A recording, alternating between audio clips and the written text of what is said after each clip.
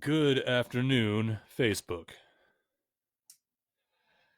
Today is Friday, April 17th, 2020.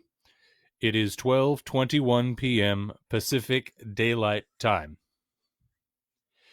April 17th. April 17th is a date that has some personal significance to me.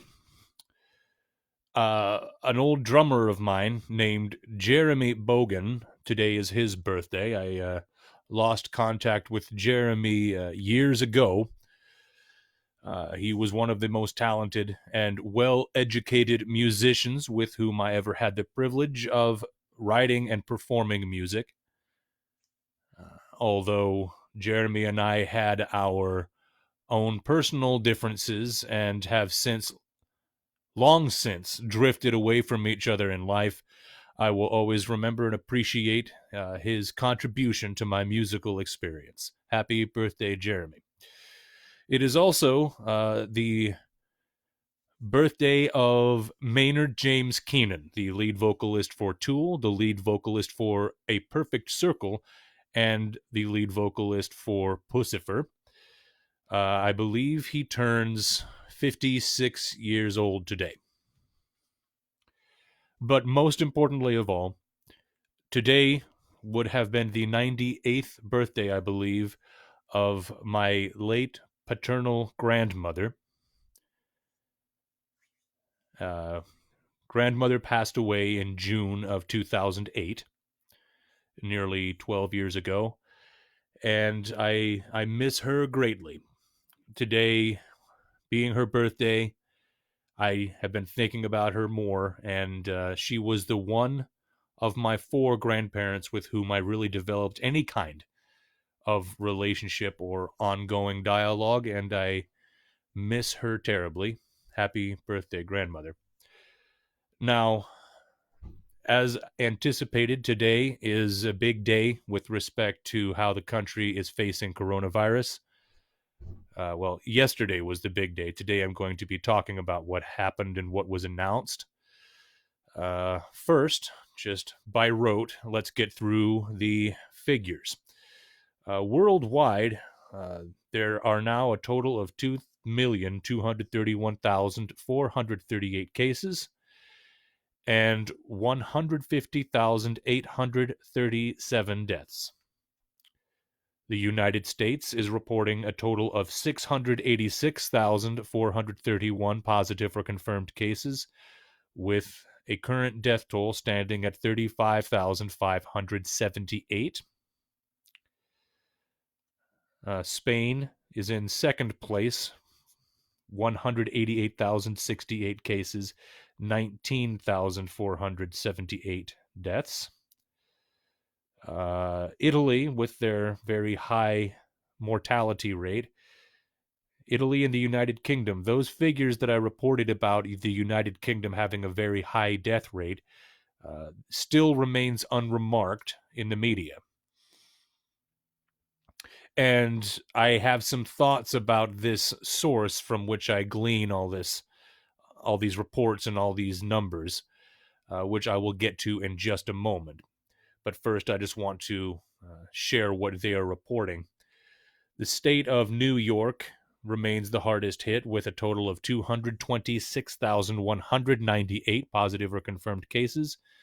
16,736 New Yorkers have died from coronavirus.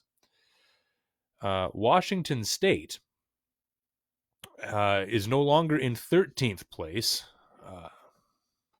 We've been surpassed by the state of Maryland, and we're now sitting at 14th place, but we have now passed 11,000 total cases,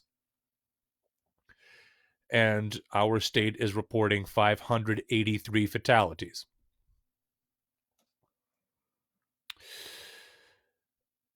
A word about, first of all, in Pierce County, I believe we've also hit something of a milestone. Pierce County has now surpassed 1,000 cases. My home county of Pierce County, Washington, 1,016 positive or confirmed cases, and here in Pierce County, we have lost 30 lives. Before I get on to the new guidelines for reopening the United States, I wanted to comment quickly on two things. First of all, yesterday I was talking about a letter which had been sent from a certain congressional committee in the House of Representatives to the president to express their disdain for his decision to withhold funding to the World Health Organization. In that letter was referenced a series of tweets and public statements which were intended to illustrate that the president had praised the government and the response of China to the coronavirus, while his decisions and his retrospective comments were more critical. And they did so in an effort to paint a picture of hypocrisy. I wanted to examine that a little more closely because I've had a little time to digest what was there and to formulate a reaction to it. I'm not going to change my reaction, just clarify it a bit because in retrospect, it more clearly. The quotes and the tweets referenced in this letter were a representation of the president's reaction in real time to these events as they were occurring, whereas his decision to halt funding to the World Health Organization and his criticisms of the way the Chinese government handled everything were sort of a retrospective analysis. I yesterday made the statement that no responsible leader is going to stand before the world and criticize what another government is doing during a pandemic of this magnitude. And I still believe that to be true if I qualify it by saying that if any world leader, any responsible world leader, were to stand up and make those kinds of real-time criticisms to what other countries are doing, that would be a very easy way to spark mass panic. And that is something any leader understands they have to avoid at all costs. So when he's being asked a question in a press availability or when he's tweeting his reaction to things in real time to the public, it is in a way to make sure that there is not mass panic being sparked. But in retrospect, if you go back and look at things after the fact, after those events have had time to be examined and the effects of those decisions begin to unfold across time, then being more critical is perhaps more appropriate because you can see that there was mismanagement when you examine things retroactively. So I don't see those quotes as being any indication of hypocrisy, but certainly I can understand the opposition's desire to frame it as such. The second thing I wanted to examine is I keep on looking at worldometers.info for the numbers that I read out here every day.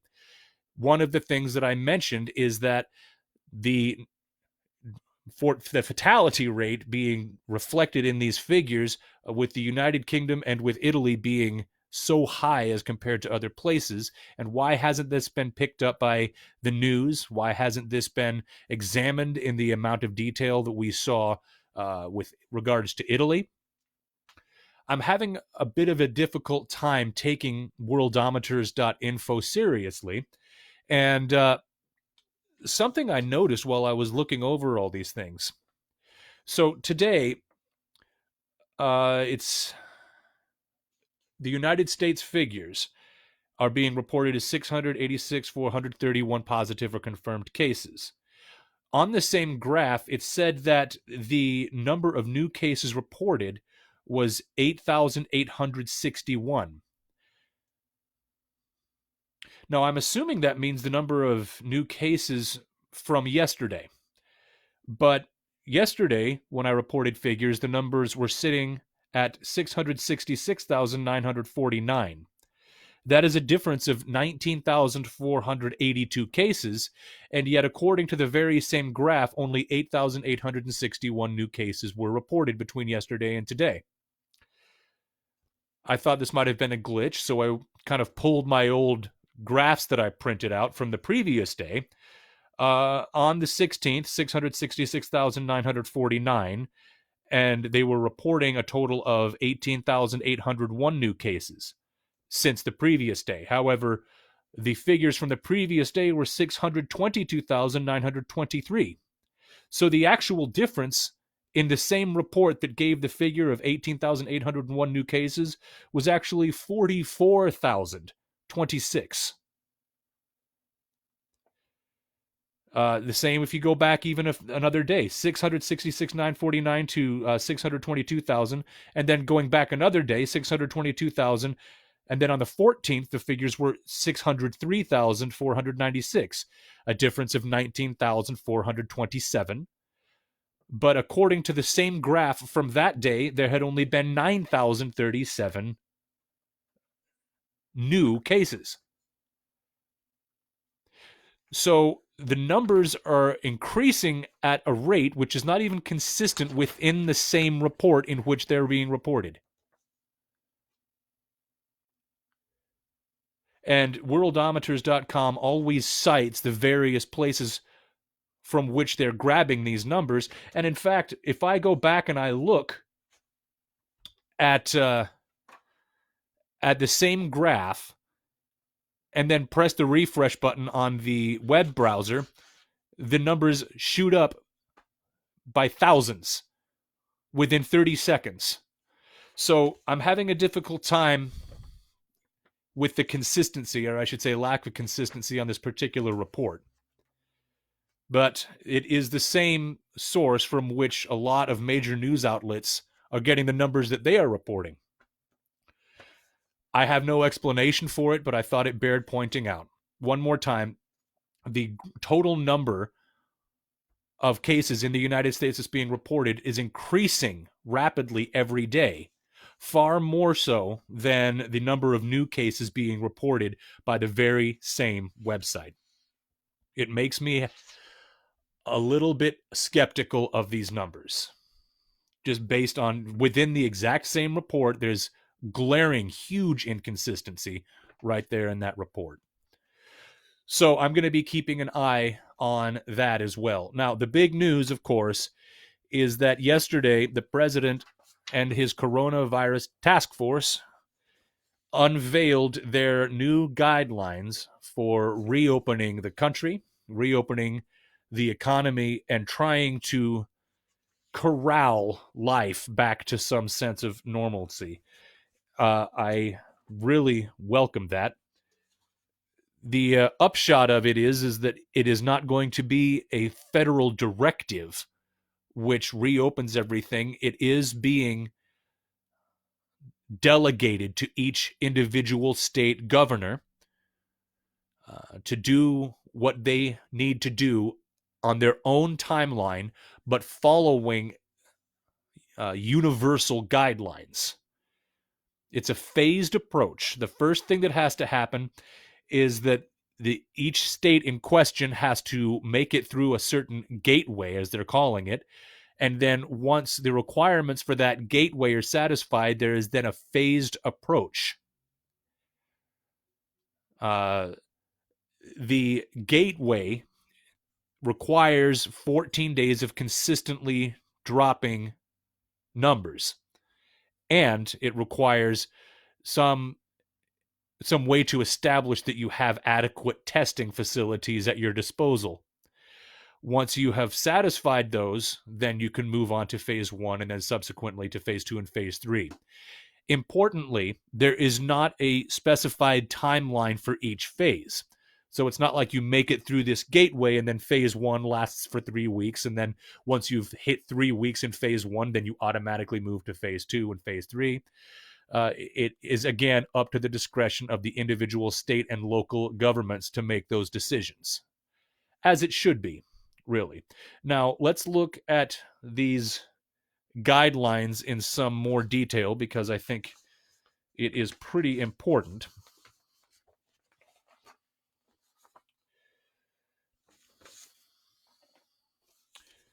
Well, here we go. Phase 1. All vulnerable individuals should continue to shelter in place. Members of households with Vulnerable residents should be aware that by returning to work or other environments where distancing is not practical, they could carry the virus back home. Precautions should be taken to isolate from vulnerable residents. All individuals, when in public, for example, parks, outdoor recreation areas, shopping areas, should maximize physical distance from others. Social settings of more than 10 people where appropriate distancing may not be practical should be avoided unless precautionary measures are observed. Avoid socializing in groups of more than 10 people in circumstances that do not readily allow for appropriate physical distancing. And minimize non-essential travel. Adhere to CDC guidelines regarding isolation following travel. Where it comes to going back to work, continue to encourage telework whenever possible and feasible with business operations. If possible, return to work in phases. Close common areas where personnel are likely to congregate and interact, or enforce strict social distancing protocols. I'm assuming that means break rooms, etc. Minimize non-essential travel, etc. Strongly consider special accommodations for personnel who are members of a vulnerable population. Large venues can operate under strict physical distancing protocols. Gyms can open. This is good news for me and for many of my friends. In phase 1, gyms can open if they adhere to strict physical distancing and sanitation protocols. Bars should remain closed. Phase 2, all vulnerable individuals should continue to shelter in place. Members of households with vulnerable residents should be aware that by returning to work or other environments where distancing is not practical, they could carry the virus back home. Precautions should be taken to isolate from vulnerable residents.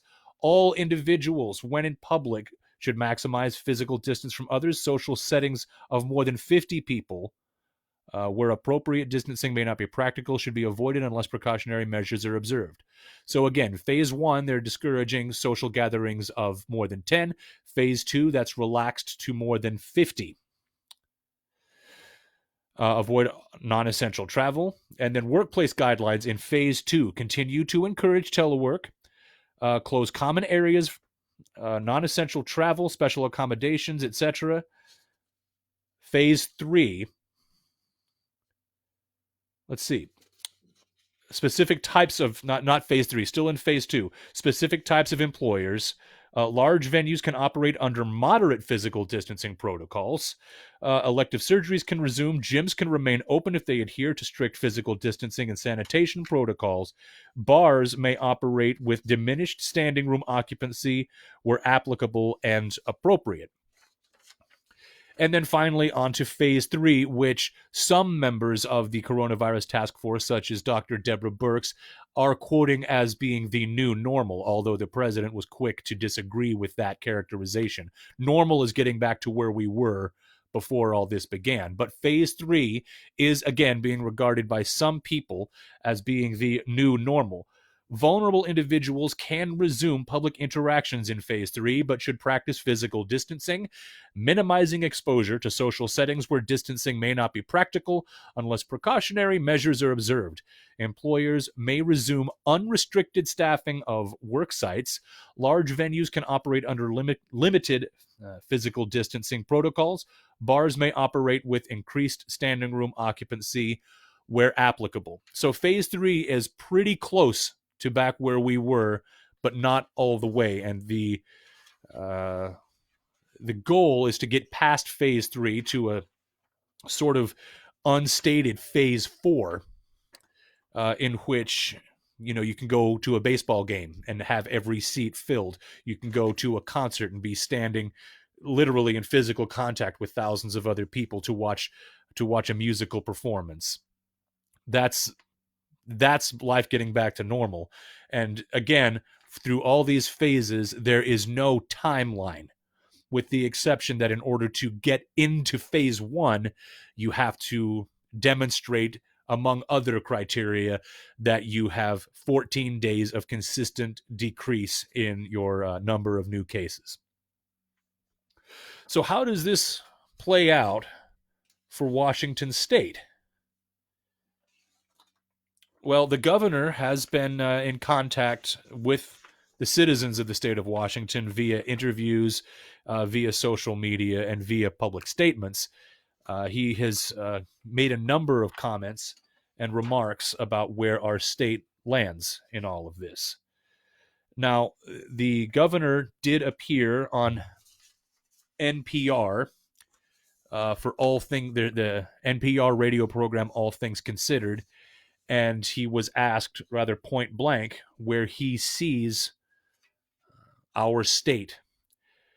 So the interviewer's first question to the governor: what's the most important thing that you learned on that call today? And by that call, the interview is referring to a phone call that almost every governor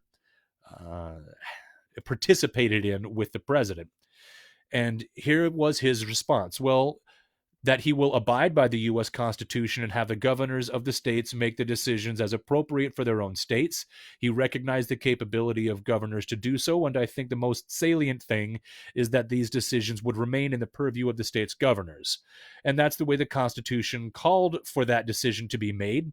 I knew he had taken a different position a few days ago, but in talks with, 45 of the governors, he made it clear that these will be our decisions based on the circumstances and the principles that we adapt in our own states. And then the interviewer asked him, so let's talk about how you're going to approach that decision. You've just extended the stay-at-home order to early May, a few weeks from now.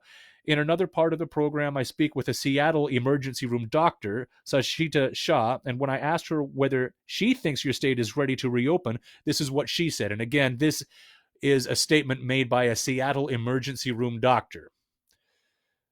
Quote, I would really hope they go easy on us. We're just getting a handle on being able to take care of the numbers and the types of patients that are coming in.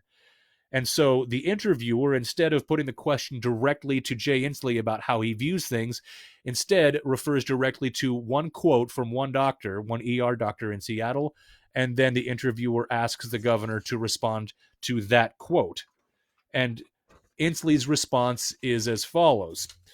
I would say, first off, she and her colleagues are heroes and the work they've been doing.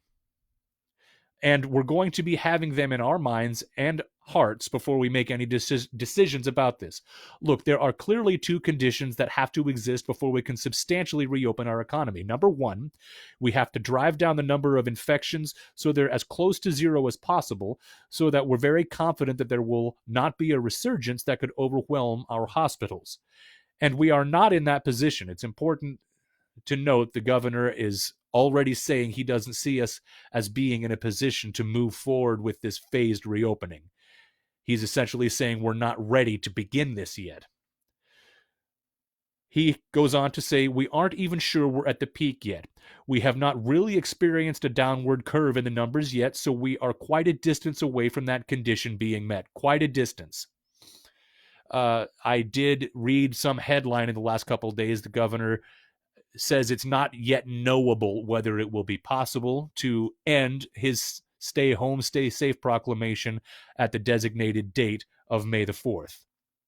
That tells me that it's going to be extended. The governor of Wisconsin extended their stay-at-home order, and they are just barely over a third when it comes to the numbers of people infected that Washington state is. So if a state like Wisconsin is already pushing out their stay-home order for another couple weeks, I think it's pretty much inevitable that Governor Inslee here in Washington will do the same. To go back to the governor's statement on NPR.org, he continues, the second condition is we have to have a comprehensive and robust testing and contract tracing system with what I liken to a fire brigade. You know, when your house is on fire, you call the fire department. They come very quickly and they deal with it. We need the same type of fire brigade for COVID-19 when we have people with symptoms. And we have to build that. We have to staff it with hundreds of people. We are now hiring, and we have the testing capability to actually do that. And that testing capability does not exist anywhere in the United States right now. We have to have a huge mobilization of our industry to provide the test kits that we need. So the doctor can rest easy. We are going to make sure both those conditions exist before we can really start the upward swing. Now, his interview went on, but I think those are the most important things to consider, that the governor acknowledges the phased reopening. He acknowledges the authority he's been given, that the authority he has to make the decisions here in Washington of how to proceed. And he's essentially signaling that we're not ready yet to begin. Now, on that vein, the Washington State coronavirus website has a new report which essentially says distancing efforts are working and they should continue in key Washington counties. The three most badly affected counties in Washington, again, are King County, Snohomish County, and here in Pierce County. This, again, is from coronavirus.wa.gov, and it was published 3 days ago. A new report suggests physical distancing efforts are working to slow COVID-19 transmission in King, Snohomish, and Pierce counties more successfully than earlier anticipated, and individual and household efforts are having a positive impact. The measure of how many new infections a single COVID-19 infection will produce has now dropped to around 1 in King County, with similar trends observed in Snohomish and Pierce counties. The distancing efforts, including Governor Jay Inslee's stay home, stay healthy order, must remain in place to prevent a rebound in the number of cases and deaths. And it goes on to sort of flesh out that sentiment. Again, that is from 2 days ago.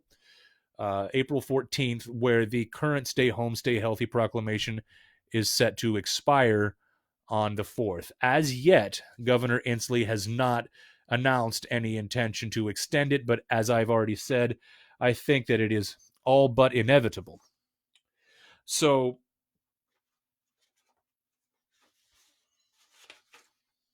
there has been action on the part of the governor. He has issued an extension of his rent and mortgage sort of moratorium on evictions and late payments. It is a new proclamation that was issued. It's an amendment to proclamations 2005 and 2009. I'm just going to get to the most relevant parts.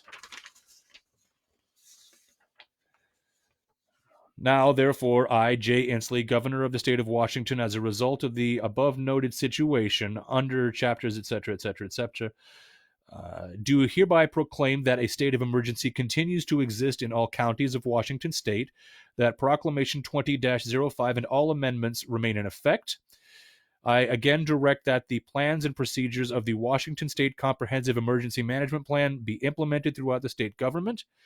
I continue to order into active state service the organized militia of Washington State, but I'm trying to get to the most salient part of this. This is specifically with respect to rent and to mortgage. The upshot of it is basically that he's extending the provisions all the way out through June 4th, not allowing any property management company to evict anyone simply because of an inability for the tenant to pay their respective rent. So the most current action from Olympia is to extend the rent and mortgage proclamations.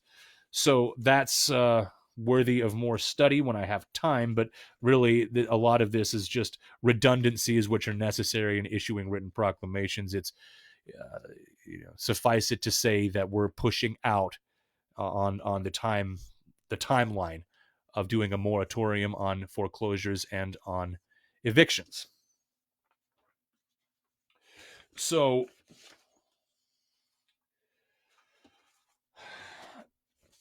I think that anyone who is beginning to experience chronic frustration can feel justified in so doing.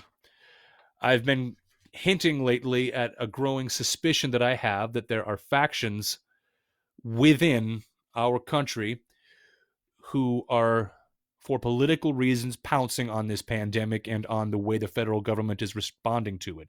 The forced closure of our economy, the forced control over the lives of American citizens, and that there is an enormous political component to these decisions, even though there's also a very critical health and safety component as well.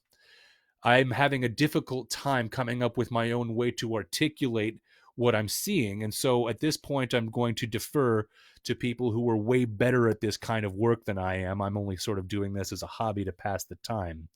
So what I have found is a story from today from amgreatness.com by Conrad Black. I'm not going to read the whole thing, but there are some things I read in here that really resonate with how I have grown to look at this. The political elite plays its last card. Every day, the battle lines are drawn more clearly for what promises to be a memorable election. The Democrats infamously lumbered the president with an investigation into his relations with Russia that they know to be unfounded, and they knew at the time to be unfounded. Then they attempted a completely spurious impeachment proceeding with no believable evidence that he had committed the alleged offense, which in any case was not impeachable. And now, in response to a fortuitous virus pandemic, they purport to require President Trump to commit political suicide by shutting down the economy for so long that the soon-to-be 30 million unemployed will turn him out on Election Day. It is another phantasmagorical expedition of a desperate political elite playing its last card, but it is an engrossing spectacle. The Democrats' war plan is emerging. It is the last stand of a party that has fought the most tenacious tooth-and-nail extension of a tight election in American political history. It seemed darkest for them after the Russia investigation and impeachment had floundered to their pitiful ends, and their chosen candidate stumbled badly while they were in danger of nominating a raving, though democratic, Marxist. Michael Bloomberg could only buy 5 delegates in American Samoa in a 5-month, $937 million campaign extravaganza. Yet somehow the Democratic Party elders resurrected their lost leader, former Vice President Joe Biden, and carried him to the finish line in an impressive display of professional organization and party discipline. Then the coronavirus epidemic miraculously appeared, just when all hope seemed lost. They lunged to seize their last best chance. They accused the president of responding to the virus frivolously, but he shaped up quickly and got ahead of the play by shutting down direct flights from China on January 31st. Then Democrats and their abettors in the press accused Trump of ignoring science, which was quickly aggregated up to an accusation of being an anti-science know-nothing. He dodged that one by setting up a task force officially led by the vice president and packed with unquestionable experts in the relevant fields of public health administration and infectious diseases. There was a general consensus for a drastic shutdown to break the momentum of the pandemic, to flatten the curve. The Democrats and their media partisans whipped up a state of panic and conjured a virtual Old Testament plague that mortally threatened everyone. The media and public hysteria were such that the president had to put himself at the head of all scientists, allow the wild statistical modeling that forecast horrifying numbers of fatalities to grip the nation, shut the country down, and then as the virus responded to the draconian measures taken to slow it, take the credit for containing the illness. The Democrats then demanded a prolonged shutdown to assure an economic depression that would destroy the president's greatest re-election argument, prosperity, which his policies had generated. The rationale was that the president had failed to intuit that the medieval medical testing system he had inherited from the Obama administration should have been dragged into readiness for this crisis before there was any sign of it, and before it was acknowledged that the coronavirus could be transmitted between people. The official and media Democrats preemptively denounced any suggestion of reopening the country before the disease had been completely extirpated as inhuman disdain for the sanctity of life.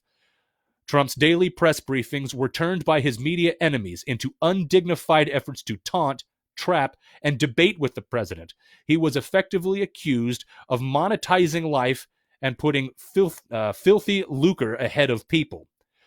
But the United States has 700 people unemployed by the response to the coronavirus for every one fatality that has been caused. 18 million newly unemployed as of Wednesday.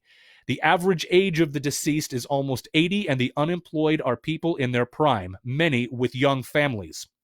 The president and his Treasury Secretary, Steven Mnuchin, stole the Democrats' thunder with a $6 trillion financial assistance and liquidity package carrying benefits that will outlast the public health crisis, while beating back most of the absurd measures the Democrats tried to insert to enthrone organized labor and promulgate their green terror.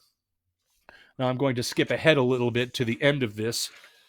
Desperation time. The Democrats will be left hoping for a flare-up of the disease and advocating policies certain to prolong economic misery. They have been outmaneuvered, though that is not obvious because of the indignity of the president's bear-baiting sessions with his media enemies. The president not only has the high ground and the burning cause of regaining prosperity, but he will also win the single combat war. The Democrats try to hide Joe Biden, and the lockdown has helped, but eventually he will have to face the president, and he is not remotely as forceful, accomplished, or formidable a chief. The president has many infacilities, and he is an exhausting president, but he is quite effective and has been very successful, including in managing the greatest crisis the country has faced since the end of the Vietnam War.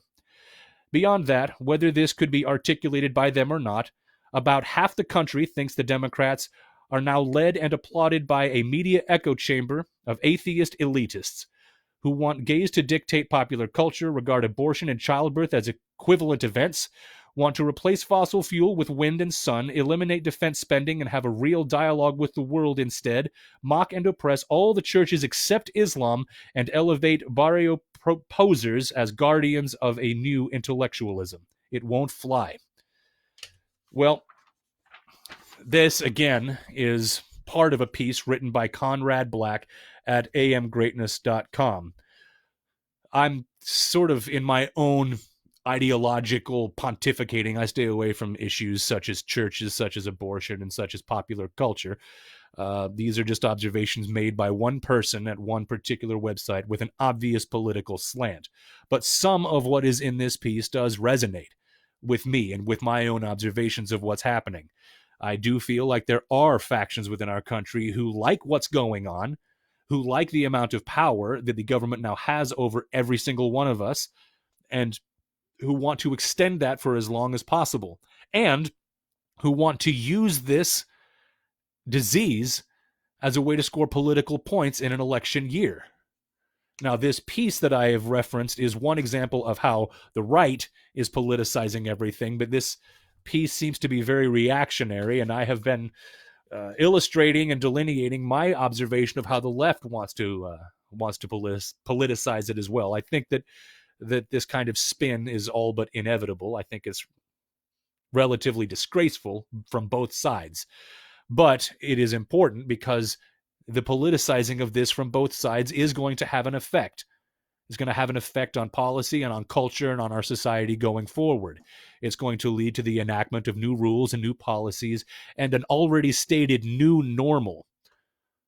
Some people, like Dr. Fauci, say that the age of the handshake may be at an end, and that's sure not to be the only or even the most definitive example of the permanent effects that this crisis will have on our country going forward. So, as I said yesterday, I wanted to counterbalance the grim and depressing minutia of this ongoing coronavirus pandemic by engaging in activities of my own, which fuel my spirit and inspire hope and wonder. And probably the best example of that outside of music is my love for astronomy. And maybe a close second would be the skiing now. But with astronomy, I did mention yesterday that I was going to drive out of town with my telescope, and I did do so. I didn't find anybody to go with me. I didn't expect I would, but I drove up to Port Ludlow, and I found a park now down near the water that has a little concrete basketball court in the middle of a grassy field. And I set the telescope up there, and I just observed a springtime sky by myself for close to 2 hours before taking the nearly hour and 20-minute drive back home. I observed a lot of deep sky objects that I don't even know what they're called. I don't know what their Messier or NGC designations are. I took my binoculars, scanned the sky. If I found a star cluster or something that was visible through binoculars. I trained the scope on it. I found a beautiful double star in Ursa Major that I didn't know existed, but apparently this is one of the most famous ones. It is a true binary system, about 110 light years away. I don't remember what it's called, something like Con Canaris or something like that. But I'll make a link to that on my page if anybody's interested. But I was disappointed in the viewing conditions because even though I did drive 60 miles out of town, the route that I took essentially took me on a parallel course with the developed Seattle Metro. While I'm quite far north of Seattle in Port Ludlow, there are a lot of developments and suburbs north. There's Linwood, there's Everett. So the entire eastern sky had a substantial light pollution glow. Things looked really good to the south, to the north, and to the west once all the twilight was gone. I saw a lot of meteors, a lot of satellites, but it was a little bit of a wasted effort to drive that far and still be so close to so much light pollution. I think I might have only been about 15 to 20 miles directly due west of the developed Seattle Metro. So I didn't really do a good job of escaping the light pollution, but it was certainly better than observing here in the city. And I saw some pretty cool stuff. Star clusters in Auriga, star clusters and nebula in Gemini, galaxies in Leo, and several open clusters in the area of Canis Minor. And in Orion, there were some things. I did get another view of the Orion Nebula, M42 and M43, I'm pretty sure they are. And I spent a lot of time just leaning against my vehicle, staring up at the sky. I'm going to, probably tomorrow or sometime soon, print out that poem by Walt Whitman, When I Heard the Learned Astronomer. In fact, well, actually, I don't have my iPhone anywhere nearby, but there's a beautiful poem that I heard recited in Breaking Bad called When I Heard the Learned Astronomer by Walt Whitman. And I'm going to make it a point to recite that on an upcoming broadcast. So for now, looks like, wow, 42 minutes, another long one today. I'm going to just leave things there for now. And we're approaching the weekend. There's possible talk of another camping trip with two close friends. So don't worry, I'm not violating any social distancing restrictions by doing that. But there may not be broadcasts for the next couple of days unless I decide to just take some quick video from my iPhone while I'm out in the woods or something. So with that, everybody, this thing is going to drag on for another period of time. I don't know how long, but at least with this new guidance from the White House, we are seeing a concerted effort to begin bringing life back to normal. And that makes me happy, even if I don't know exactly when I'll be able to go back to some version of my old life. So with that, everybody be safe and be good to each other.